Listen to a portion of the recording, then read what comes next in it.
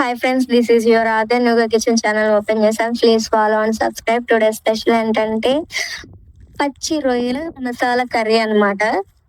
So నాకు clean చేయడం అసలు రాదు. మా డాడీ బయట క్లీన్ చేపించుకొచ్చారు. అందులో పేగు అవేవో ఉంటాయంట కదా, సో నాకు రాదు. అందుకే నీట్ గా క్లీన్ చేపించుకొచ్చాడు. ఆ రొయ్యల్ని బాండెట్లో వేసుకొని ఒక 2 times నీట్ గా వాష్ చేసుకున్నాం. వాష్ చేసేసుకున్న రొయ్యల్ని ఒక బాండెట్లో పెట్టేసుకొని స్టవ్ వెలిగించి స్టవ్ పైన పెట్టేసి అందులో చిటికెట్ల పసుపు అండ్ ఒక స్పూన్ వరకు సాల్ట్ వేసేసుకుందాం. దీంట్లో వాటర్ వస్తుంది అనమాట. ఆ వాటర్ పూర్తిగా ఇంకిపోవాలి. సో ఇలాగనమాట, చూడండి వాటర్ ఎలా ఉన్నాయో. ఈ వాటర్ అంతా ఇంకిపోతేనే టేస్ట్ బాగుంటది. ఆ రొయ్యలు కూడా బాగా ఉడికిపోతాయి. ఈ లోపల కావాల్సిన ఐటమ్స్ ని రెడీ చేసుకుందాం.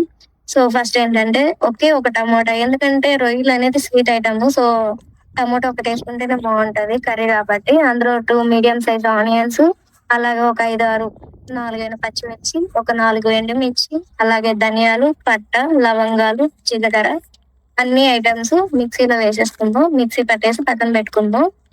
తర్వాత వచ్చి ఇప్పుడు ప్రాసెస్ అంటే ఈ విధంగా ఇంకా ఇంకిపోవాలి పూర్తిగా రొయ్యల్లో వాటర్ అంతా. సో ఇంకిపోతుంది. ఈ లోపల ఏంటంటే స్టవ్ వెలిగించుకొని గిన్నె పెట్టేసుకొని ఆయిల్ వేసుకుందాం.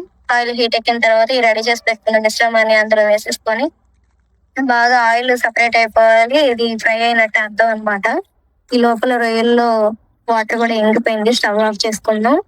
ఇప్పుడు ఏంటంటే అది బాగా సపరేట్ అయిపోయింది. సపరేట్ అయిపోయిన తర్వాత ఈ రొయ్యల్ని, ఉడికించుకున్న రొయ్యల్ని అందులో వేసేసుకొని ఒక స్పూన్ కారం యాడ్ చేసుకుందాం. ఎందుకంటే ఆల్రెడీ పచ్చిమిర్చి, ఎండుమిర్చి ఇవన్నీ వేస్తున్నాం కాబట్టి ఒక స్పూన్ కారం యాడ్ చేసుకొని, వాటర్ అసలు లేవు కాబట్టి కర్రీ టైప్ కాబట్టి అందుకనేసి ఒక గ్లాస్ వాటర్ యాడ్ చేస్తున్నాను. యాడ్ చేసుకొని ఒక ప్లేట్ పెట్టేసి కాసేపు అలాగే ఒక 5 to 7 minutes ఉడికించామంటే బాగా ఉడికిపోద్ది.